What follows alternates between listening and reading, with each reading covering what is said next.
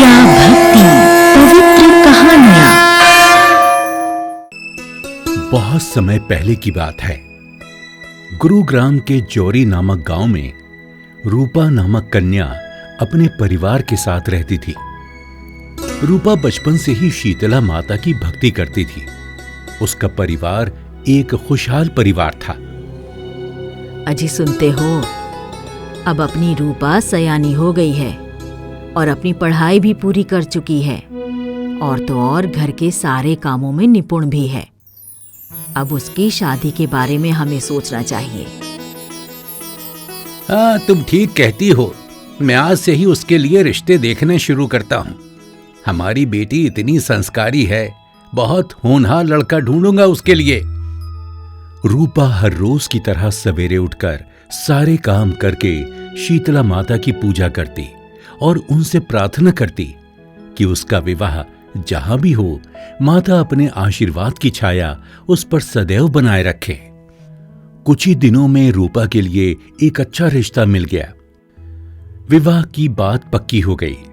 रूपा ने शीतला माता का आभार प्रकट किया और उनकी कृपा से सब मंगल हुआ।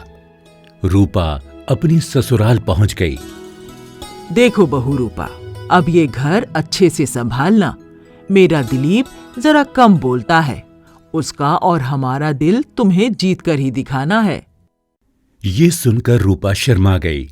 रूपा के ससुर दिलीप से बोले, दिलीप बेटा, रूपा को उसके माँ और पिताजी से मिलवाने ले जाना 1-2 दिन में। फिर काम धंधे पर अच्छे से ध्यान दो, काफी खर्चा हो गया है बेटा। रूपा की ननंद बोली, भाभी, आपका सामान मैं रख देती हूँ आपके कमरे में। चलो मैं आपकी मदद करती हूँ। अरे भाभी, ये क्या है आपके बक्से में? मूर्ति? हाँ, शीतला माता की मूर्ति है। मैं उनकी पूजा करती हूँ। सबसे पहले मुझे शीतला माता की मूर्ति के लिए स्थान बताओ, उसके बाद मैं अपना सामान रखूंगी और माता के लिए मीठे चावल बनाऊंगी।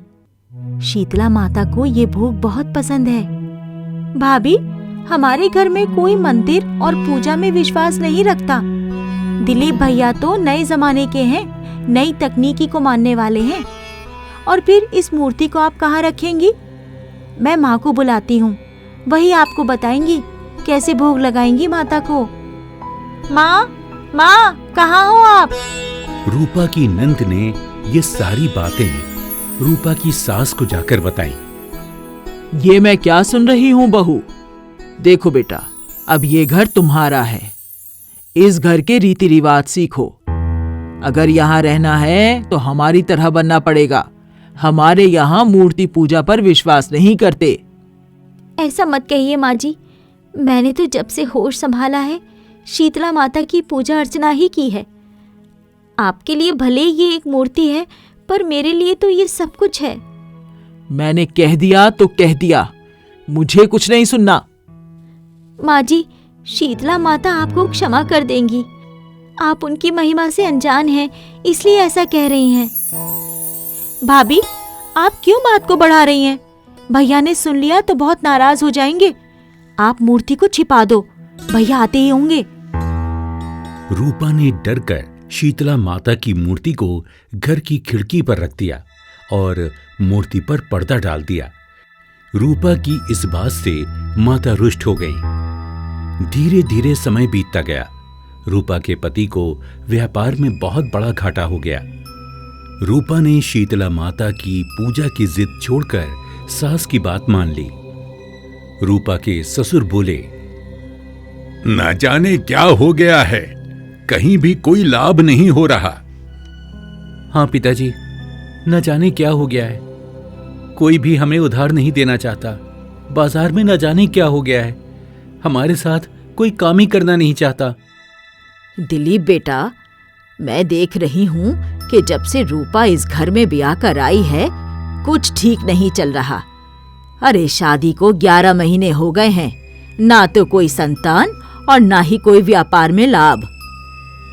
आप ठीक कहती हैं माँ। न जाने मैंने कौन सी घड़ी में शादी के लिए हाँ कही थी। शादी के बाद से हम सब तरफ से परेशान हो गए हैं। रूपा के ससुराल वाले उसके साथ बहुत रूखा व्यवहार करते हैं। अरे ओ कलमुही, कहाँ मर गई? हमारे तो कर्म ही खराब हैं जो हम इसे इस घर में ब्याह कर ले आए। जाकर चाय बना। रूपा बेचारी सारा दिन घर का काम करती, सबकी बातें और ताने भी सुनती।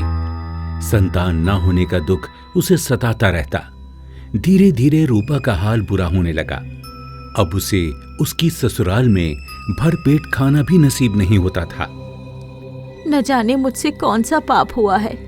हे माता, ये सब क्या हो रहा है? तभी घर के दरवाजे पर एक बुढ़िया आवाज लगाती है। अरे कोई घर में है क्या? बताइए माँ जी, मैं आपकी क्या सेवा कर सकती हूँ? अरे बेटी, मेरे यहाँ शीतला माता का जागरण है, तुम अपने परिवार सहित वहाँ आ जाना। ठीक है माँ जी, मैं जरूर आऊंगी। अरे कौन सा जागरण? हमें नहीं जाना किसी जागरण वागरण में, और तू भी नहीं जाएगी। माँ जी, मैं जरूर जाऊंगी। मैंने आपके कहने पर माता शीतला की पूजा अर्चना छोड़ दी, तभी तो हमारे घर में मंगल नहीं हो रहा। मैं जागरण में जरूर जाऊंगी और अपनी गलतियों की क्षमा मांगकर माँ को मनाऊंगी। देखना माँ जी, सब ठीक हो जाएगा। रूपा दिलीप को भी जागरण में जाने के लिए मनाती है, लेकिन वो नहीं मानता, तो रूपा अकेली ही चली जाती है। रूपा जागरण में जाकर माता शीतला से क्षमा याचना करती है और माता की प्रतिमा को बड़े ध्यान से देखती है। तभी उसे प्रतिमा में से आवाज आती सुनाई देती है। रूपा, तुमने मेरी भक्ति छोड़ दी, मुझे भोग लगाना बंद कर दिया और मेरी प्रतिमा का तुमने और तुम्हारे परिवार ने निरादर किया। तुम्हारी परेशानी की यही वजह है। हे माता शीतला, मुझे क्षमा कर दीजिए। मैं घर जाकर पूरे विधि विधान के साथ आपकी पूजा करूंगी।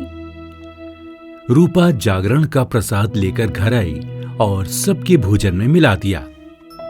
अगले दिन रूपा सुबह सुबह स्नान आदि से निवृत्त होकर माता शीतला की मूर्ति को घर में स्थान देती है। माता को गंगा जल से स्नान कराती है। माता को लाल चुनर और फूलों का हार पहनाकर उनकी आराधना करती है और सबके उठने से पूर्व माता को भोग लगाती है। माता रूपा से प्रसन्न हो जाती हैं। रूपा रोज सबके खाने में चुपचाप भोग मिला देती थी, जिससे सबका मन शांत और हर्षित रहता। रूपा के घर में कलह क्लेश धीरे धीरे समाप्त हो गया। कुछ दिन में दिलीप का व्यापार बेहतर हो गया। अरे भाई दिलीप बेटा, अब लगता है कि हमारा व्यापार पहले से बेहतर हो गया है।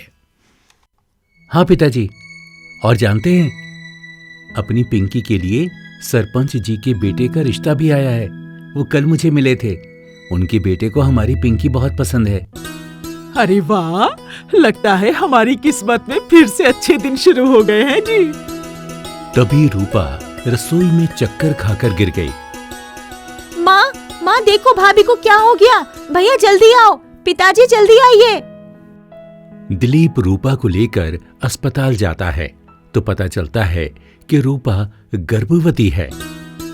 रूपा को जब पता चला तो उसने माता का धन्यवाद दिया और अपने पति दिलीप को और सास ससुर को बताया कि ये सब शीतला माता का ही आशीर्वाद है।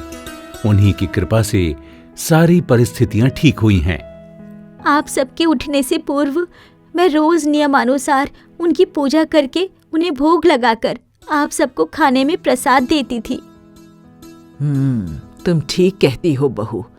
हमने शीतला माता की मूर्ति का निरादर किया, तुम्हें उनकी पूजा अर्चना से रोका। हमसे बहुत बड़ी भूल हो गई। हम सब मिलकर माता शीतला से क्षमा मांगकर उनका धन्यवाद करते हैं। रूपा, मुझे तो ये चमत्कार देखकर माता शीतला पर अटल विश्वास हो गया है। अब से मैं भी तुम्हारे साथ माता शीतला की भक्ति करूंगा। और इस प्रकार रूपा का परिवार फिर से फलने फूलने लगा। रूपा के कुछ समय बाद पुत्र हुआ और रूपा की ननंद पिंकी का विवाह भी बड़े धूमधाम से संपन्न हुआ। रूपा का परिवार रूपा के साथ मिलकर माता का जागरण करके उनका आशीर्वाद प्राप्त करते हैं।